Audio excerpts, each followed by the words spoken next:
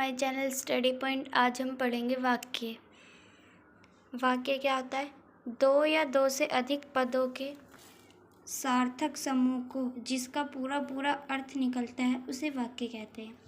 यानी जो भी दो या दो से अधिक शब्द होते हैं उन्हें वाक्य कहते हैं। जैसे वह खाना खाकर खेलने गया।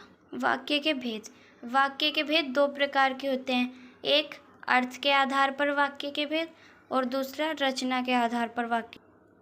अर्थ के आधार पर वाक्य के भेद: विधानवाचक वाक्य, निषेधवाचक वाक्य, प्रश्नवाचक वाक्य, विस्मयादिवाचक वाक्य,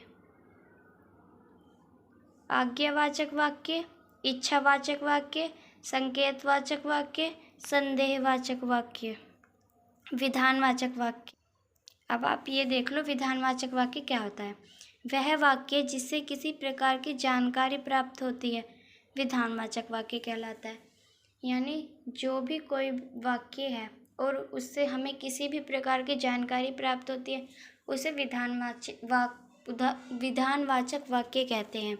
जैसे गुलाब एक फूल है, तो इससे क्या पता चला हमें कि गुलाब क्या है? एक फूल। तो यह विधानवाचक वाक्य है। भारत एक देश है, तो ये भी क्या है? विधानवाचक वाक्य। निषेधवाचक वाक्य: जिन वाक्यों से कार्य के ना होने का भाव प्रकट हो निषेधवाचक वाक्य कहते हैं।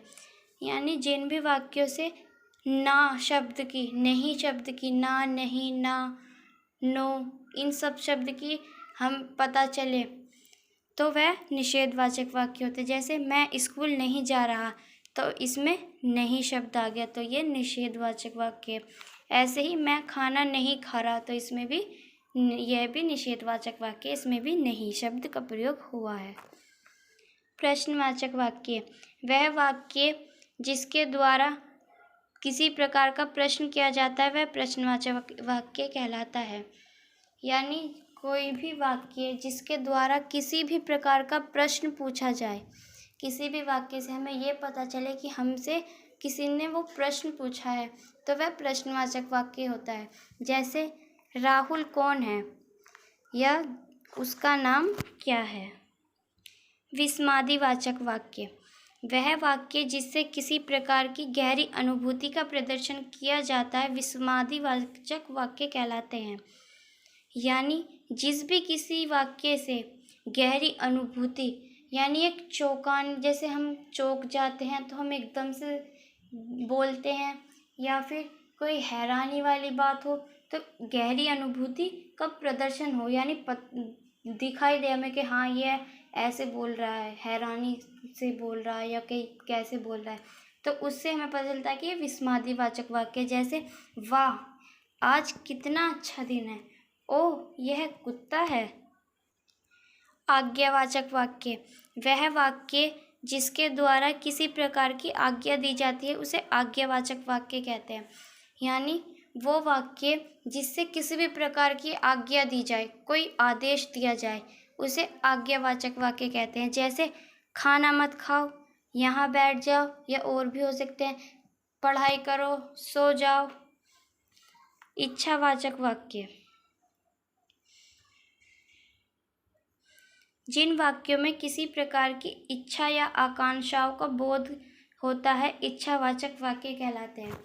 जिन भी वाक्यों में किसी भी प्रकार की इच्छा या आकांक्षा का पता चले वह इच्छावाचक वाक्य कहलाते हैं। जैसे तुम हमेशा खुश रहो, तो ये हमारी इच्छा है कि तुम हमेशा खुश रहो। भगवान तुम्हारा भला करे, तो ये भी हमारी एक इच्छा है कि भगवान तुम्हारा भला करे, या इसे आकांक्षा भी बोल सकते हैं। संकेतवाचक वाक्य: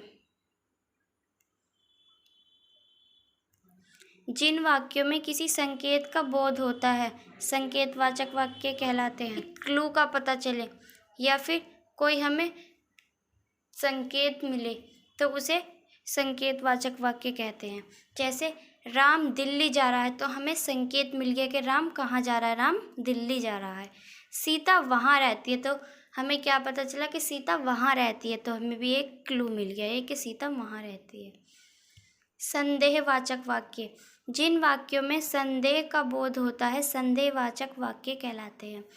यानी जिन भी वाक्यों में किसी संदेह, संदेह तो आप जानते हो, संदेह यानी शक का बोध हो, किसी शक ऐसा लगे कि हाँ इसमें कोई शक है, तो या फिर कोई क्वेश्चन की तरह हो ले लो, तो वह संदेहवाचक वाक्य होता है। जैसे क्या वह पढ़ाई कर रहा है, तो उन्हें एक संदेह है, क्या वह पढ़ाई कर रहा है। उसके बाद क्या रमेश खाना खा रहा है, ये भी एक संदेहवाचक वाक्य है।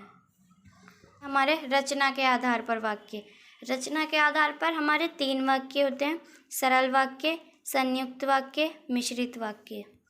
जिस प्रकार के वाक्य में एक उद्देश्य, एक विधेय और एक ही क्रिया पाई जाती है उन्हें सरल वाक्य कहते हैं। एक उद्देश्य यानी जिसके बारे में बात हो रही है, और एक विधेय कि जो बात हो रही है, एक ही क्रिया पाई जाती है यानी सिर्फ एक ही चीज़, एक ही वो काम के लिए दोनों होते हैं, तो उन्हें सरल वाक्य कहते हैं। जैसे वह विद्यालय जाता है, तो इसमें एक उद्देश्य है विद्यालय और विधेय है वह। ऐसे ही श्याम अच्छा लड़का है, तो श्याम विधेय और अच्छा उद्देश्य है। संयुक्त वाक्य, जिस प्रकार के वाक्य में 2 या 2 से अधिक उपवाक्य समुच्चय बोधक अव्यय द्वारा जुड़े होते हैं उन्हें संयुक्त वाक्य कहते हैं। यानी जिस भी प्रकार के वाक्य में 2 या 2 से अधिक वाक्य जुड़े हो और वो सही तरीके समुच्चय बोधक अव्यय द्वारा यानी सही तरीके से जुड़े हो उन्हें संयुक्त वाक्य कहते हैं। जैसे उसने खाना खाया, एक वाक्य हो गया, इनके बीच में लगा दिया और, बाहर खेलने चला गया, तो ये 2 वाक्य जोड़ दिए और इनमें एक समुच्चय बोधक अव्यय द्वारा जोड़ दिया और, तो यह हो गया एक पूरा संयुक्त वाक्य। हमारा मिश्रित वाक्य, जिस प्रकार के वाक्य में एक प्रधान उपवाक्य तथा अन्य आश्रित उपवाक्य होते हैं वह मिश्रित वाक्य कहलाता है। यानी जिस प्रकार के वाक्य में एक प्रधान उपवाक्य तथा अन्य आश्रित उपवाक्य होते हैं वह मिश्रित वाक्य कहलाता है। यानी एक प्रधान उपवाक्य और अन्य आश्रित उपवाक्य, तो वह मिश्रित वाक्य कहलाएगा। जैसे वह खाना खाते ही खेलने चला गया।